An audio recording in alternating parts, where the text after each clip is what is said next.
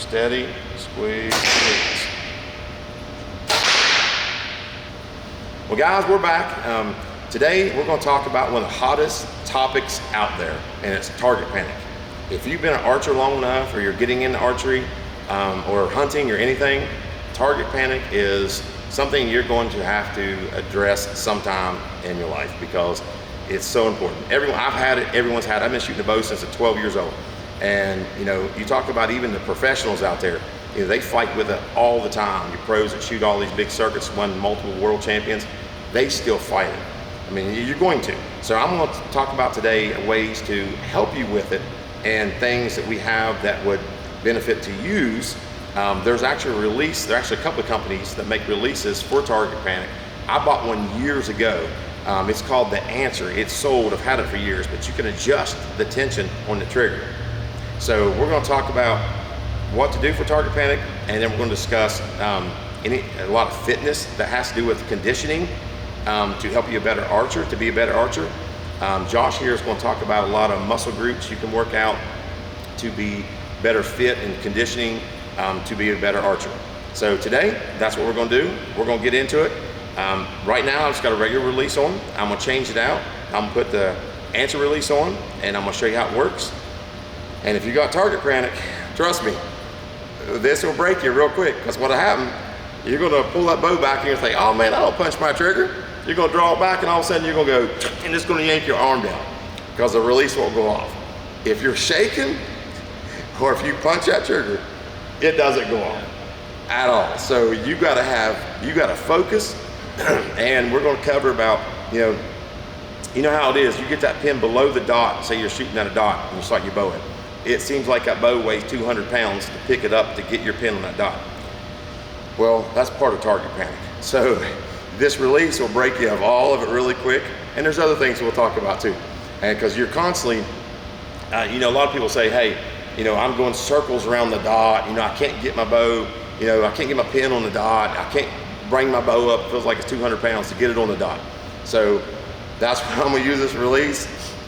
Okay, well, we're back. I went and put the release on. This release is so old, it's called the Answer, but it works really, really well. On the side, you can see here, you can see in the video, my finger don't cover it up, but on the side of it there's a little Allen head, and you can take an Allen wrench and adjust the tension on it. And I'm gonna show you how it works. I've got it adjusted where it will not go off at all if you're slightly even pulling your trigger too fast. So this will definitely make you a better shot, and it will definitely beat the target panic, trust me. So here goes nothing. I haven't shot this thing in years. We got it out today. All right, here we go. Now, what I'm gonna show you here, let me get up here where you can see me. Now you see my finger here, okay? I'm gonna show you something. I'm gonna squeeze it fast and watch what it does. See that? Made me jump, didn't go off. See that? See? It won't go off. See that? Now, you can reset it. Here, click. All right, here we go.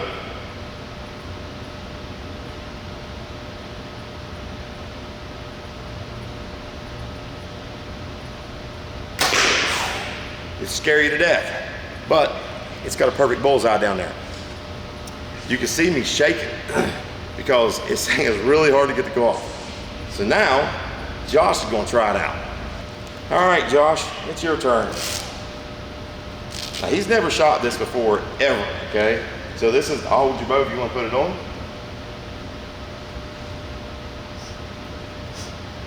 Like I said, he's never used this, so this will really give you an idea how this works. And I've had so many friends of mine tell me they don't have target panic. And I put this release on them, and then they can't get to go off at all. I know I do. So it will force you to be a better shot. I know they're pretty expensive. I haven't, like I said, I bought this thing back in the 90s, I think. It's really old. All right, you got it there? And so, and then we're gonna, after we do this, I'm gonna tell you some other things you can do with target panic, how to help with it. If you can't afford a release like this, I'll tell you some other things I did that's really helped. So let's let Josh take a shot.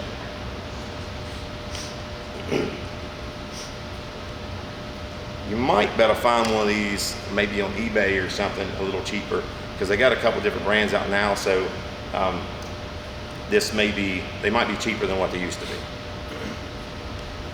Take your time.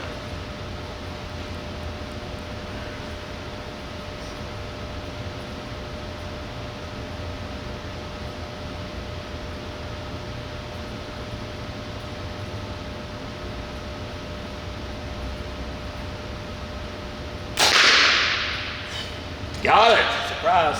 It's surprising, doesn't it? It scares you. That's the thing, is it'll scare you to death, but it'll make you a good shot. Yeah. I mean, it takes you a while to get used to it, doesn't it? Yeah, that's definitely different.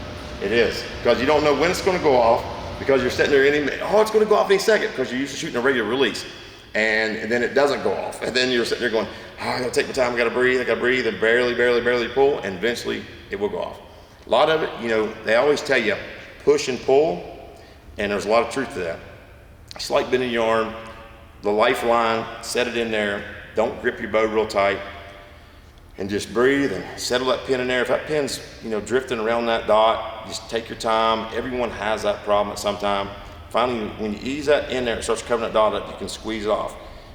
That's helped me a lot. To get rid of target panic, if you can't afford a release like this, draw back, put your finger behind that trigger, and force yourself to hold that pin on that dot, and then don't shoot. Let your bow back down, do it again, let your bow back down, then do it a few times, then go ahead and squeeze one off. If you're still getting really bad about it, keep on repetition. Do it again. And then that's gonna help you out. Now, we're gonna discuss some stuff with the fitness aspect of it, of conditioning. So we'll talk about that now. So what do you think? So give me some out. You want to put your bow down or talk about it?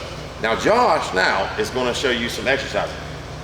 Just for everyone that does not know Josh, everyone that may not know either one of us, I studied whitetail deer, turkey, wild turkey, and hunted them forever. And land management, food plots, timber, anything you can imagine, that's something that I've done, studied, and spoke on. This dude here is really knowledgeable. He's a big fitness guy. He's went to college for it. You definitely want to listen to him. His knowledge is outstanding. So we can definitely help. Between him and I both, we can definitely help. So Josh, what exercises would help them? All right, so we're going to focus on some back tension exercises today. I've got some bands here that I think I ordered off Amazon, and they're pretty cheap. And not the cheapest ones.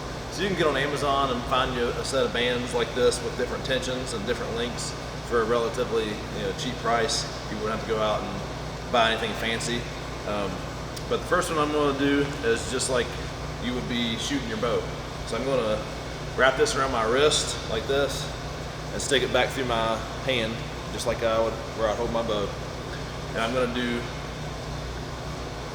a bow pull, and I can either hold it back like I would hold my bow, or do several repetitions like this. All right, if you want to hold it for 10 seconds, 15, maybe even 30, or even a minute, that would really strengthen, focusing on pulling your shoulder blades together. You can see the shoulder blades there. Back tension's huge. All right, and then if I'm going to do something with one way, I'm going to do it the other way, just because I'm OCD, and if I'm going to work on doing something with my right arm or right back latissimus muscle, I'm going to do it the other way too. So if I'm a left-handed, I can do it left-handed too. Yep. Same exercises, either holding or for reps, and focus on squeezing those shoulder blades together. Yep. All right. Another good exercise with a slightly less tension band are band pull aparts. All right. And there's different heights you can hold this one at. You can hold it straight out in front of you at shoulder height and just pull that apart. And again, I'm squeezing those shoulder blades together in the back. All right. I can do several reps of this, or a low amount of reps with holds. I can do that same exercise with the band up above me at a 45-degree angle. Reps or holds. and then I can do that same exercise with the band straight up. These are all exercises you can do in your house. So if you don't have a place to shoot your bow, you can strengthen your bow muscles by the exercises he's showing you here, which is great. A lot of people don't have a big enough yard or place to shoot. Right. That's me. I live in town right now, and I do shoot my bow in my yard. I probably shouldn't, but I do anyway. But I don't have a very good place to shoot. Another one is to put this band down on the floor and stand in it. All right, this is called a bent over row. So I'm gonna stand in this band. You can do this exercise with dumbbells or a barbell, but I like doing it with bands because it holds constant tension, okay? But I'm gonna stand in it with my feet about shoulder width apart and have a good flat back. And I'm just gonna hold this band in both hands and pull straight up. And again, squeezing those shoulder blades together. I can do holds or reps, but I wanna focus on nice, slow, and controlled movements, not real fast. And you know, I wanna focus on technique and the quality of the rep here. I don't want to go too fast and be out of control. I'm gonna go nice and slow. Hold for 3 seconds, 10 seconds, even 30. All right, good and slow, down and up. And again, I'm thinking about pulling my shoulder blades together here. And I'm wanting to really strengthen those scapular muscles.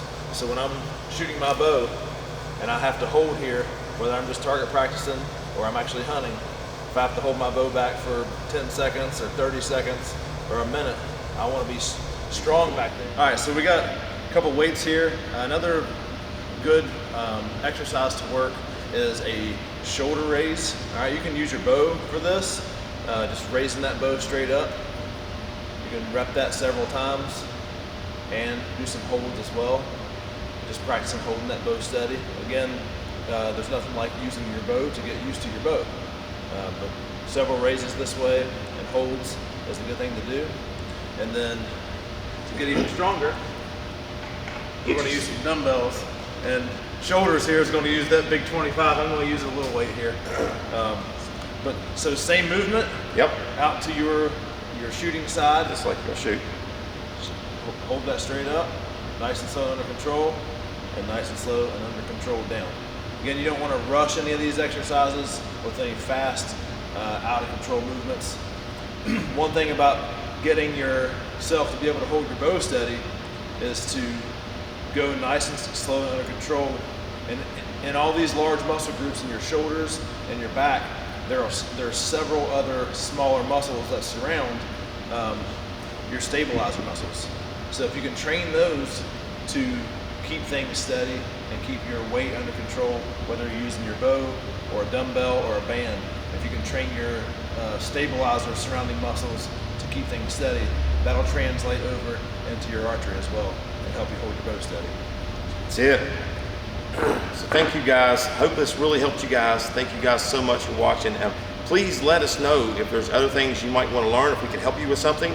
If it's fitness, ways to get in better shape, condition for archery, how to be a better shot, how to be a better hunter, land management, food plots, tree stand placement. I can tell you about timber, what you want to cut and what you don't, selectively timbering. I can tell you ways to bring in and hold big deer. All that stuff, how much water you need for so many acres. If you need ponds, a water source, a lot of people look over on your land, you do need a water source for so many acres. Or the deer would go to your neighbor's farm. All this we can discuss and do videos on, but you just gotta let us know. So please leave us comments, let us know. And like I said, if fitness, hunting, archery, anything we can do, we're gonna do this every week. So hey, we're having fun doing it. Yeah. So if we can help you guys, that's what we're gonna try to do. So please let us know, and please share this to as many people as you can. That would really help us. It would mean a lot to us because we really want to help you guys. So God bless you guys. Don't forget to like and subscribe and share our videos. Thank you so much.